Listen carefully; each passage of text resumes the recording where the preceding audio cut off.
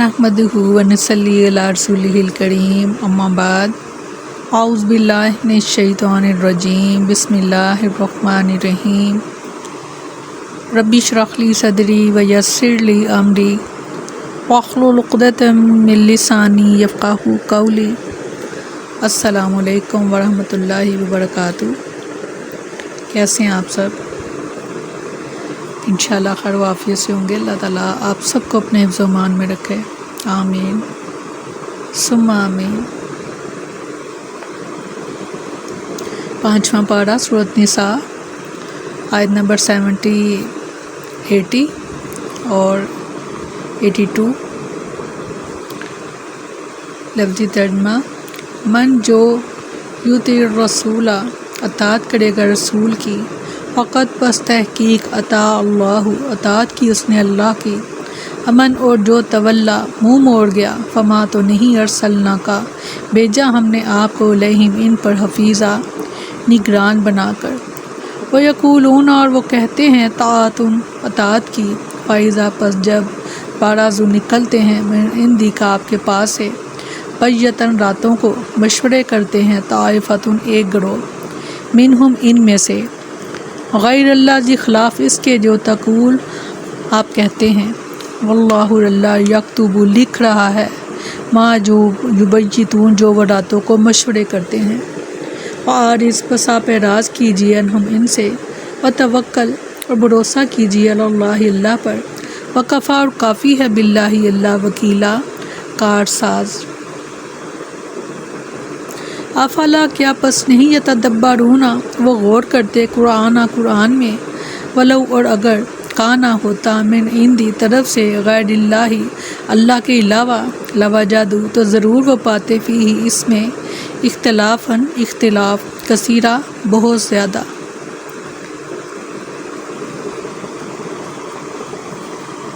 फरमाया कि जो रसूल सल्लल्लाहु अलैहि वसल्लम की फरमाबरदारी करे तो बेशक इसने अल्लाह की फरमाबरदारी की, और जिसने मुँह मोड़ा तो हमने आपको इन पर कोई निगहबान बनाकर नहीं भेजा।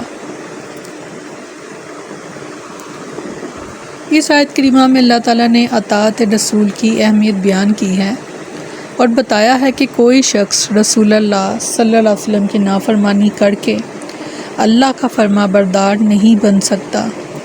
आगे फरमाया जो लोग आपकी अतात से रूगर्दानी करते हैं इन्हें इनके हाल पर छोड़ दीजिए, आपकी ज़िम्मेदारी तो सिर्फ़ हमारा पैगाम इन तक पहुंचा देना था, वो आपने कर दिया। अब जो शख्स आपकी अतात करेगा वो नेक बख्त होगा और जहन्नम से निजात पाएगा। अल्लाह हमें इनमें शामिल फरमा, अल्लाह हमें इन अतात करने वालों में शामिल फरमा और नेक बख्त बना। और जो रूगर्दानी करेगा वो दुनिया और आखिरत में खसारा पाएगा। मन युतिल रसूला फ़क़द अता अल्लाह, चूँकि नबी करीम सल्लल्लाहु अलैहि वसल्लम अल्लाह के रसूल और मुबल्लिग हैं इसलिए इनकी अतात अल्लाह की अतात है। नमाज, रोज़ा, हज, ज़कात और दूसरे शरीयत के अहकाम सब ऐसे हैं जिनको आप सल्लल्लाहु अलैहि वसल्लम की तौज़ीह के बगैर समझना मुमकिन नहीं। लिहाजा कुरान को समझने के लिए कोई शख्स सुन्नत से बेनियाज नहीं हो सकता। इससे भी साबित होता है कि आप सल्लल्लाहु अलैहि वसल्लम की अतात ऐन अल्लाह की अतात है। इरशाद फरमाया सूरत नूर में, कह दीजिए अल्लाह का हुक्म मानो और रसूल का हुक्म मानो, फिर अगर तुम फिर जाओ तो इसके ज़िम्मे सिर्फ वो है जो इस पर बोझ डाला गया है और तुम्हारे ज़िम्मे वो जो तुम पर बोझ डाला गया है, और अगर इसका हुक्म मानोगे तो हिदायत पा जाओगे, और रसूल के ज़िम्मे तो साफ पहुंचा देने के सिवा कुछ नहीं।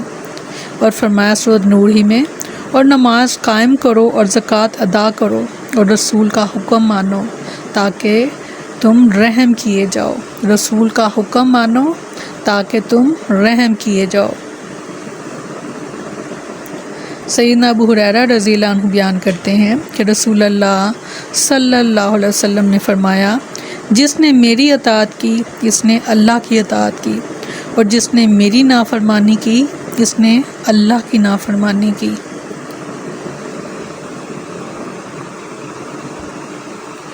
سیدنا عدی بن حاتم رضی اللہ عنہ بیان کرتے ہیں رسول اللہ صلی اللہ علیہ وسلم نے فرمایا جو اللہ اور اس کے رسول کی اطاعت کرے تو اس نے اپنی درستی کا سامان کر لیا، اور جو اللہ اور اس کی نافرمانی کرے تو یقیناً وہ شر میں مشغول ہو گیا۔ سیدنا جابر رضی اللہ عنہ بیان کرتے ہیں کہ رسول اللہ صلی اللہ علیہ وسلم کے پاس کچھ فرشتے آئے اور آپ اس وقت سو رہے تھے۔ ان میں سے بعض فرشتوں نے کہا یہ سو رہے ہیں، اور بعض نے کہا نہیں، صرف آنکھ سو رہی ہے، دل جاگ رہا ہے۔ پھر ان فرشتوں نے کہا کہ تمہارے اس دوست کی ایک مثال ہے تو تم وہ مثال بیان کرو۔ ان میں سے بعض فرشتوں نے کہا یہ سو رہے ہیں، اور بعض فرشتوں نے کہا نہیں، ان کی صرف آنکھ سوتی ہے، دل جاگتا رہتا ہے۔ سبحان اللہ۔ پھر ان فرشتوں نے کہا ان کی مثال ایسی ہے جیسی مثال اس شخص کی سی کہ جس نے مکان بنایا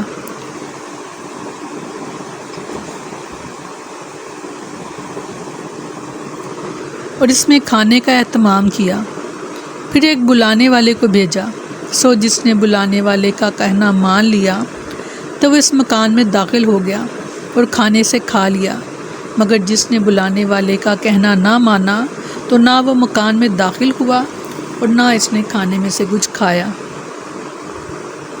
پھر انہوں نے کہا کہ اس کے لیے اس کی تشریح کرو تاکہ وہ بھی سمجھ لیں۔ ان میں سے بعض نے کہا وہ سو رہے ہیں، بعض نے کہا آنکھ سو رہی ہے، دل جاگ رہا ہے۔ پھر انہوں نے کہا وہ مکان تو جنت ہے اور بلانے والے محمد صلی اللہ علیہ وسلم ہیں۔ چنانچہ جس نے محمد صلی اللہ علیہ وسلم کی اطاعت کی اس نے اللہ کی اطاعت کی، اور جس نے محمد صلی اللہ علیہ وسلم کی نافرمانی کی اس نے یقیناً اللہ کی نافرمانی کی۔ محمد صلی اللہ علیہ وسلم لوگوں کے درمیان فرق کرنے والے ہیں، یعنی مشرک اور مسلم میں فرق کرنے والے ہیں۔ سیدنا ابو ہریرہ رضی اللہ عنہ بیان کرتے ہیں رسول اللہ صلی اللہ علیہ وسلم نے فرمایا میری ساری امت جنت میں داخل ہوگی سوائے اس کے جس نے داخل ہونے سے انکار کر دیا۔ صحابہ نے پوچھا اے اللہ کے رسول ایسا کون ہے جو انکار کرے گا؟ آپ نے فرمایا جس نے میری اطاعت کی وہ جنت میں داخل ہوگا، اور جس نے میری نافرمانی کی تو اس نے یقیناً انکار کر دیا۔ اس قدر اہم احادیث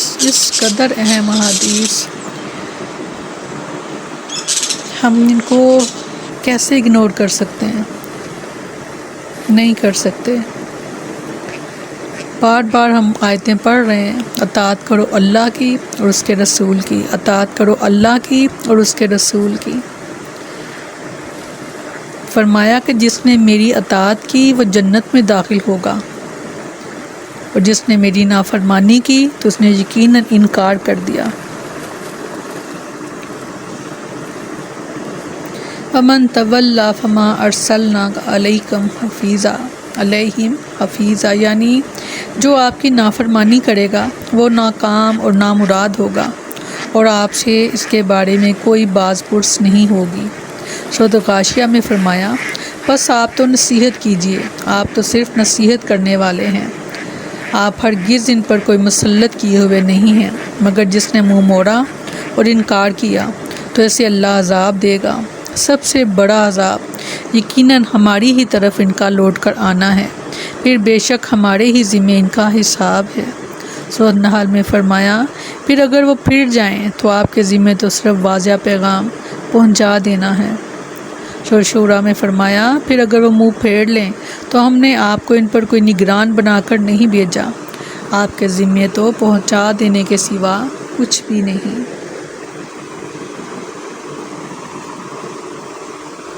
فرمایا اور وہ کہتے ہیں اطاعت ہوگی، پھر جب آپ کے پاس سے نکلتے ہیں تو ان میں سے ایک گروہ رات کو اس کے خلاف مشورے کرتا ہے جو وہ کہہ رہا تھا، یعنی آپ صلی اللہ علیہ وسلم جو کہہ رہے تھے، اور اللہ لکھ رہا ہے جو وہ رات کو مشورے کرتے ہیں، بس ان سے منہ موڑ لیجئے اور اللہ پر بھروسہ کیجئے، اور اللہ کافی وکیل ہے۔ یہاں ہم منافقین کی ایک اور مذموم خصلت بیان فرماتے ہوئے ان کو سرزنش کی ہے، اور آپ صلی اللہ علیہ وسلم کو ان کی حرکات شنیعہ سے چشم پوشی اور اللہ تعالیٰ پر توکل کا حکم فرمایا ہے۔ فرمایا یہ منافقین آپ صلی اللہ علیہ وسلم کی مجلس میں جو باتیں ظاہر کرتے ہیں راتوں کے ان کے برعکس باتیں کرتے ہیں اور سازشوں کے جال بنتے ہیں، آپ صلی اللہ علیہ وسلم ان سے اعراض کریں اور اللہ پر توکل کریں۔ ان کی باتیں اور سازشیں آپ صلی اللہ علیہ وسلم کو کوئی نقصان نہیں پہنچا سکیں گی، کیونکہ آپ کا وکیل اور کارساز اللہ تعالیٰ ہے۔ اللہ ہمارے لیے بھی کافی ہو جائے، اللہ ہمارا بھی وکیل اور کارساز بن جائے، آمین ثم آمین۔ کافروں نے ہمیشہ انبیاء علیہ السلام کے خلاف سازشیں کی، لیکن ان کی سازشیں سب ناکام ہو گئیں۔ ارشاد فرمایا سورۃ ابراہیم میں، اور بے شک انہوں نے تدبیر کی اپنی تدبیر، اور اللہ ہی کے پاس ان کی تدبیر ہے، اور ان کی تدبیر ہرگز ایسی نہ تھی کہ اس سے پہاڑ ٹل جائیں۔ بس آپ تو ہرگز گمان نہ کیجیے کہ اللہ اپنے رسولوں سے اپنے وعدے کے خلاف کرنے والا ہے، یقیناً اللہ سب پر غالب بدلہ لینے والا ہے، بے شک بے شک۔ فرمایا تو کیا وہ قرآن میں غور و فکر نہیں کرتے؟ اور اگر وہ غیر اللہ کی طرف سے ہوتا تو اس میں بہت زیادہ اختلاف آتے۔ منافقین ہی کے بارے میں کہا جا رہا ہے کہ اگر وہ لوگ قرآن کریم کو غور سے سنتے، اس کے معنی اور مضامین پر تدبر کرتے، تو انہیں معرفت تام حاصل ہو جاتی کہ رسول اللہ صلی اللہ علیہ وسلم برحق ہیں، اور جو دین لے کر آئے ہیں وہ بھی برحق ہے، اور اس نفاق سے نجات مل جاتی جس نے ان کے دلوں کو فاسد اور ان کے افکار کو کفر سے آلودہ کر رکھا ہے۔ آگے فرمایا کہ اگر یہ غیر اللہ کا کلام ہوتا تو اس میں اختلاف اور اضطراب اور تعارض ہوتا، اس لیے منافقین کو اپنا نفاق چھوڑ کر اس قرآن پر ایمان لے آنا چاہیے۔ لہٰذا یہاں آپ کے صدق نبوت پر اور قرآن کو بطور دلیل پیش کیا، اور قرآن آپ کی صدق نبوت کی 3 وجوہ سے دلیل بنتا ہے۔ اول، اپنی فصاحت اور بلاغت کے اعتبار سے، دوم، امور غیب کی خبروں پر مشتمل ہونے کی وجہ سے، اور سوم، اختلاف و تناقض سے پاک اور مبرہ ہونے کی بنا پر۔ یہاں اس تیسری چیز کو بیان فرمایا گیا۔ افلا یتدبرون القرآن، ارشاد فرمایا سورۃ محمد میں، تو کیا وہ قرآن میں غور نہیں کرتے، یا کچھ دلوں پر ان کے قفل پڑے ہوئے ہیں؟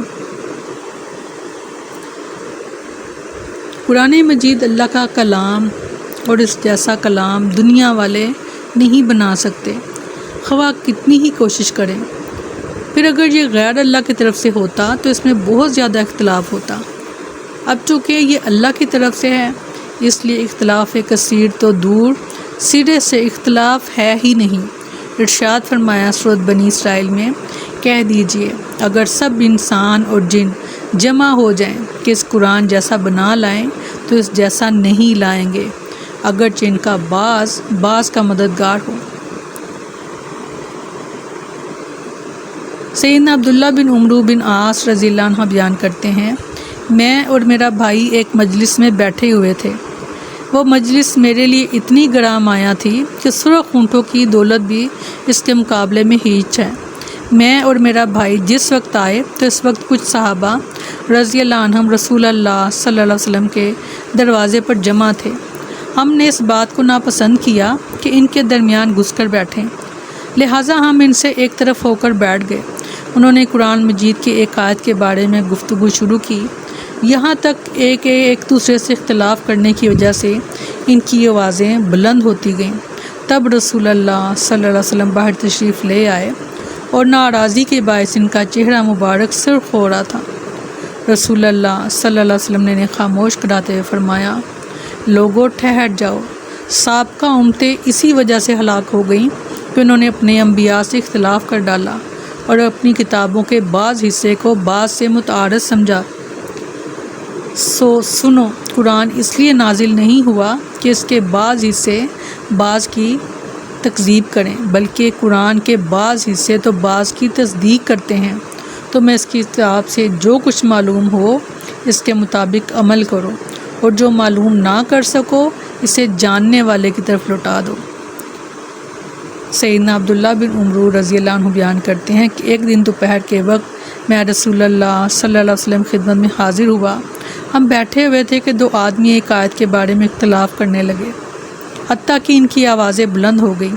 اس پر آپ صلی اللہ علیہ وسلم نے فرمایا تم سے پہلی امتیں اپنی کتاب میں اختلاف کرنے ہی کی وجہ سے ہلاک ہوئی تھیں۔ تھوڑا سا غور و فکر اپنے آپ پر اور اپنے ارد گرد کے لوگوں پر بھی ضرور نظر ڈالیں تاکہ اس آیت کو آپ اچھے سے سمجھ سکیں کہ کیا آج قرآن میں اختلاف نہیں کیا جا رہا۔ بعض آیتوں کو بعض جگہوں سے موڑ کر اور خاص اپنے مقصد کے لیے ان کو استعمال نہیں کیا جا رہا، بالکل ایسے کیا جا رہا ہے۔ تو آپ صلی اللہ علیہ وسلم نے فرمایا کہ تم سے پہلی امتیں اپنی کتاب میں اختلاف کرنے ہی کی وجہ سے ہلاک ہوئی تھیں، تو کیا ہمیں بچنے کی اس سے ضرورت نہیں ہے؟ فرمایا اور تم فرقہ فرقہ مت ہو اور اللہ کی رسی یعنی قرآن کو مضبوطی سے پکڑے رہو، جس کا ایک سرا اللہ کے ہاتھ میں اور دوسرا سرا امت محمدیہ کے ہاتھ میں، ان کے ہاتھ میں کہ جو اللہ اور اس کے رسول کا حکم مانتے ہیں۔ بار بار آیات آ رہی ہیں، اطاعت کرو اللہ کی اور اس کے رسول کی، اطاعت کرو اللہ کی اور اس کے رسول کی۔ فرمایا تو کیا وہ قرآن میں غور و فکر نہیں کرتے؟ تو کیا آپ قرآن میں غور و فکر نہیں کرتے؟ آپ روزانہ کی بنیاد پر بے شک صرف ایک آیت کا ترجمہ آپ پڑھ لیا کریں روز کا روز، تاکہ آپ جان سکیں آپ کا رب آپ سے کیا باتیں کر رہا ہے۔ جب آپ کا دل کرے کہ آپ اللہ سے باتیں کریں تو آپ نماز پڑھیں، اور جب آپ کا دل کرے کہ اللہ آپ سے باتیں کریں تو پھر آپ قرآن پڑھیں، کیونکہ اس میں اللہ کی باتیں ہیں۔ سبحانک اللہم و بحمدک نشہد ان لا الہ الا انت نستغفرک و نتوب الیک۔ سبحان ربک رب العزۃ عما یصفون وسلام علی المرسلین والحمد للہ رب العالمین۔ السلام علیکم ورحمۃ اللہ وبرکاتہ۔